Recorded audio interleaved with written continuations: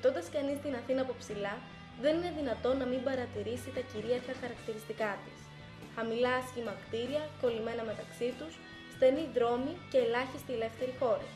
Στοιχεία παρόμοια με πολλές τριτοκοσμικές πόλεις όπως η Δαμασκός ή η Τεχεράνη. Η πόλη της λειτουργεί σοβαρά, με έντονο κυκλοφοριακό πρόβλημα, κακές και ανεπαρκείς υποδομές και μια συνεχιζόμενη τάση εξάπλωσής της που έχει ξεφύγει πλέον από τα όρια του λεκανοπεδίου. Υπάρχουν πάρα πολλές αιτίες που οδήγησαν στη σημερινή κατάσταση και μία από τις βασικότερες, που ελάχιστα προβάλλεται, είναι η νομοθετική απαγόρευση ανέγερσης υψηλών κτηρίων στην Αθήνα. Δίχως τη δυνατότητα να χτιστούν ψηλά κτίρια, μια πόλη ολόκληρη χάνει την ισορροπία στην ανάπτυξή του, διότι οι χώροι στο κέντρο της είναι ελάχιστοι και ο κορεσμός έρχεται πάρα πολύ γρήγορα. Αντί να μπορεί να αναπτυχθεί ένα κέντρο σε ύψος, αφήνοντας τα προάστια ελεύθερα για άλλες χρήσεις, η ασφιχτική ζήτηση για επαγγελματικούς χώρους δημιουργεί διαρκώς νέα κέντρα στην περιφέρεια, διασπώντας το μισθό της πόλης. Αντί να έχουμε ένα εμπορικό και επαγγελματικό κέντρο και προάστια κατοικίας, καταλήγουμε σε δεκάδες μικρά κέντρα όλων των χρήσεων, διασπαρμένα σε όλη την πόλη, με όλες τις δυσκολίες και το κόστος που αυτό δημιουργεί και στις μετακινήσεις και στην κατοικία.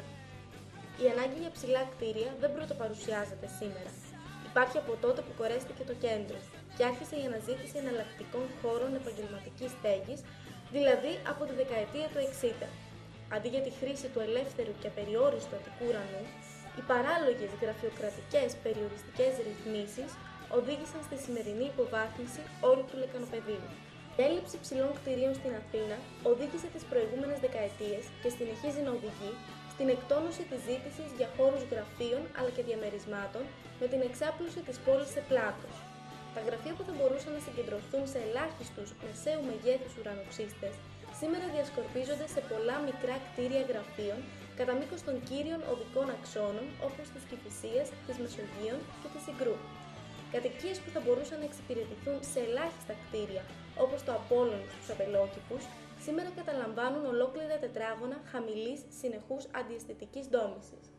Αντί να επιτραπεί η δημιουργία υψηλότερων κτιρίων σε ένα κέντρο, δημιουργούνται διαρκώς νέα επιχειρηματικά κέντρα. Έτσι υπάρχει λιγότερος χώρος για πλατείες, τα πεζοδρόμια είναι στενότερα, οι δρόμοι στενοί και μικροί, οι ελεύθεροι χώροι ανύπαρκτοι, η κίνηση πολλαπλασιάζεται, οι αποστάσεις μεγαλώνουν, οι ανάγκες σε υποδομές και μέσα μεταφοράς αυξάνονται και τελικά η ποιότητα ζωής υποβαθμίζεται. Η λογική της απαγόρευσης ανέγερσης ψηλών κτηρίων στηρίζεται σε δύο βασικά επιχειρήματα. Το πρώτο σχετίζεται με την παρουσία του βράχου της Ακρόπολης, όπου υπάρχει κοινή παραδοχή ότι οτιδήποτε άλλο συγκρίσιμου ύψους στην περιοχή της θα κατέστρεφε τις αναλογίες του κλασικού Αττικού τοπίου. Ωστόσο, δεν συγκινείται κανείς από την καταστροφή του τοπίου που προκαλεί τσιμεντοποίηση κάθε επιφάνειας του λεκανοπεδίου και της υπόλοιπης Αττικής λόγω της επλάτος εξάπλωσης της πόλης. Η μητροπολιτική περιοχή της Αθήνας είναι στην ουσία μια γκρίζα τσιμεντένια σούπα που εκδίνεται πολύ πέρα από τα ιστορικά όρια της πόλης, από το Καπανδρίτη μέχρι το Φάληρο και από τη Βουλιαγμένη μέχρι την Ελευσίνα. Είναι το αποτέλεσμα της κοντόφθαλμης πολιτικής των περιορισμών και των απαγορεύσεων. Το δεύτερο επιχείρημα σχετίζεται με τη σεισμικότητα του Αττικού εδάφους, όπου στην περίπτωση ενός μεγάλου σεισμού η κατάρρευση ενός ψηλού οικοδομήματος θα δημιουργούσε εκατόμβες νεκρών. Μόνο που και εδώ αποσιωπάται το γεγονός ότι περιοχές με πολύ μεγαλύτερη σεισμικότητα, όπως το Τόκιο ή το Λος Άντζελες, έχουν υψηλά κτίρια που έχουν αντέξει σε ισχυρότατους σεισμούς και ότι η τεχνολογία σήμερα προσφέρει λύσεις αντισεισμικής προστασίας που καλύπτουν τις απαιτήσεις της Αθήνας. Αλλά τα πλεονεκτήματα των ψηλών κτιρίων δεν περιορίζονται μόνο στην πολεοδομία. Η συγκέντρωση των επιχειρηματικών, εμπορικών και εκπαιδευτικών δραστηριοτήτων δημιουργεί κέντρα τεχνολογίας, πληροφοριών και δεξιοτήτων. Αυτή άλλωστε είναι η αρχή με την οποία ιδρύονται πανεπιστήμια, κατασκευάζονται βιομηχανικά πάρκα ή οργανώνονται δεξαμενές σκέψεις. Για τον ίδιο λόγο, εταιρείες που δραστηριοποιούνται σε ιδιαίτερα εξειδικευμένα αντικείμενα τείνουν να συγκεντρώνονται η μία κοντά στην άλλη. Είναι χαρακτηριστικό πως όλες οι εταιρείες υψηλής τεχνολογίας είναι μαζεμένες στη Silicon Valley, ενώ οι περισσότερες εταιρείες χρηματοοικονομικών υπηρεσιών στο Manhattan. Επιπλέον, οι ουρανοξύστες κοσμούν μια πόλη.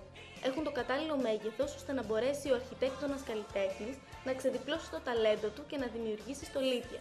Τα σχεδόν κρυσταλλικά σχήματά τους είναι πολύ πιο κοντά στα μοτίβα της φύσης από παλαιότερες τεχνοτροπίες. Η δε εικόνα των ουρανοξυστών το βράδυ είναι μαγευτική. Αντίθετα, τα άθλια ομοιόμορφα πενταόροφα της Αθήνας, κολλημένα το ένα δίπλα στο άλλο και με πολύ λίγα διαθέσιμα τετραγωνικά, δεν αφήνουν πολλά περιθώρια καλλιτεχνικής δημιουργίας. Οι ουρανοξύστες είναι μνημεία. Μνημεία του ανθρώπινου πνεύματος, του ορθολογισμού, της ελευθερίας και της επιτυχίας, της απελευθέρωσης του ανθρώπου από τους περιορισμούς της φύσης και της επικράτησής του στη συνεχή πάλη με τα στοιχεία της. Από την ανακάλυψη του ανελκυστήρα, του ηλεκτρισμού, της κατεργασίας του χάλιβα και του γυαλιού, έως τις καινοτομίες που επέτρεψαν στην αρχιτεκτονική, οι ουρανοξύστες είναι το αποτέλεσμα της εφευρετικότητας, της δημιουργικότητας και της τεχνολογικής εξέλιξης του ανθρώπου. Είναι τα σύμβολα της επιστήμης, της ευημερίας, της εξέλιξης και της πρόοδου των τελευταίων 130 χρόνων. Μιας πρόοδου στηριγμένης όχι στην υποδούλωση του ανθρώπου, αλλά στην απελευθέρωση των ατομικών του ικανοτήτων και την αξιοποίηση της ανεξάρτητης σκέψης του.